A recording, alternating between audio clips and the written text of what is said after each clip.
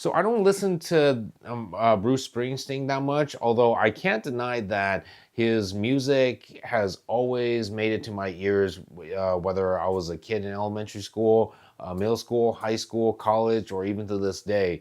But just never realized that it came from a legend known as, Bruce Springsteen. So this movie, Springsteen Delivered Me from Nowhere, is a story about Bruce's journey of creating his album Nebraska, which came out in 1982, which is also where the story takes place is in the 80s, early 80s. And you get to learn a little bit more about his personal life. And these are things that I never would have thought that he would have to experience because he's such an iconic legend. I mean, I've got to see him live in concert, in 2024 at San Francisco, and Jesus Christ, like his energy just really lit up that whole entire stadium, and it's just, to me, like, wow, this has got to be the most positive person in the world. But watching this movie made me realize that even the most positive and most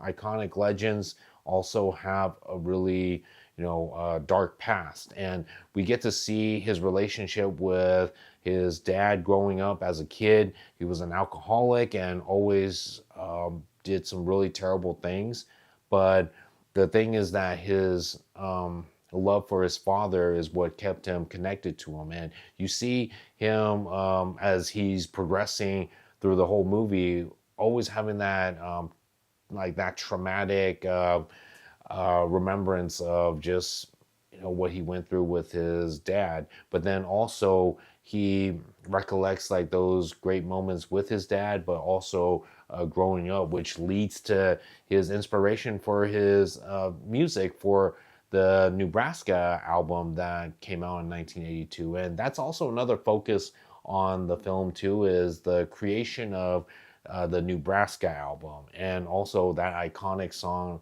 of his, Born in the USA. So you have Jeremy Allen White, who plays as Bruce Springsteen, did a really good job as Bruce. I mean, like, I can't say I know Bruce personally to know what he's like behind the scenes after his concerts or before his concerts, but I have seen Bruce perform live, and again, I felt so much positive energy and like some really high energy from him when he's singing. And when Jeremy is performing in the film, I felt that same energy too. So that's why I believe that Jeremy did a really good job as Bruce. Then you have Jeremy Strong, who plays John Landau, the music manager for Bruce. And I can't say I know John Landau enough to know if the accuracy is on par, but I do know that Jeremy Strong did do a good job of being a supportive friend more than a manager to Bruce, because throughout the whole movie he knew that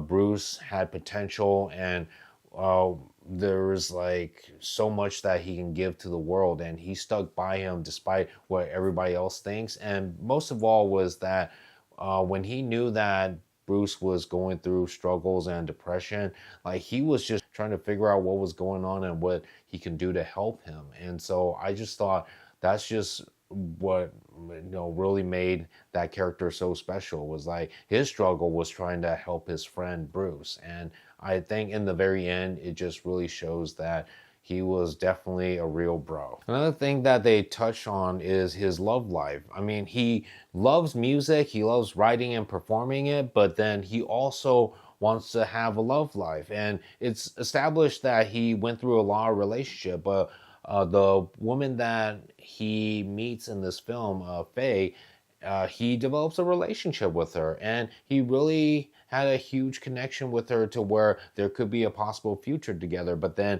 because he was just so focused on this album, and he just again loves writing music and performing, that he didn't really have the time with Faye and her daughter. And so that's where you start to see this flaw in Bruce, is that he's he's afraid of the responsibilities, and he's also afraid of what he might become if he were to be in a relationship with her, and also be not just a husband, but a father to her daughter. There was a scene between Bruce and his dad.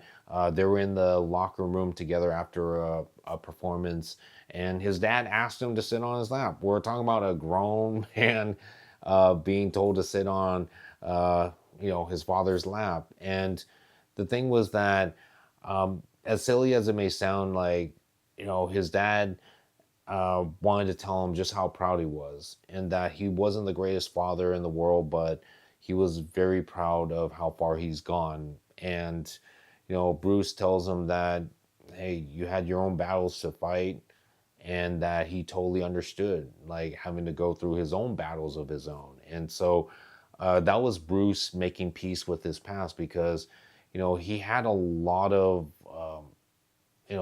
bad experience with his dad, but then he also had some good experience as well. And so that just goes to show that even in the past, there, despite like the bad times, there were also good times too, and we shouldn't forget about that.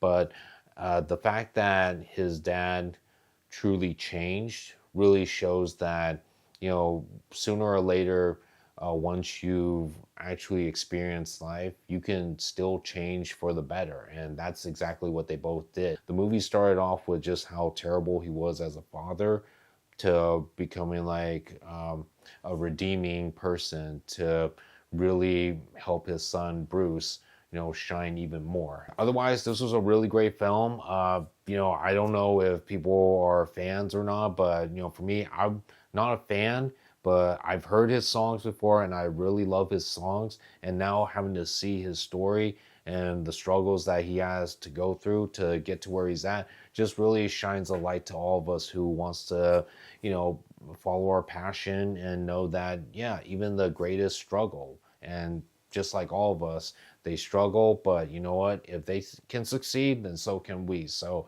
honestly, it's definitely a film that I would recommend for everybody. And just, again, great job to all the actors and everybody else that were involved in making this film. And also, big shout outs to, Bruce for, the inspirations, and also, to John for believing in those inspirations. All right, so that's it for this movie review. I hope you guys found it helpful. And for those of you guys who have seen the movie, let me know what you guys think too. And if you guys haven't done so either, definitely click on that subscribe button. That way you guys can get more updates on any reviews or events or projects that I'll be involved in. But until then, guys, this is Jason Lore with Jason Lore Photography and Films, bringing art, stories, and entertainment. And we'll see you guys at the movies.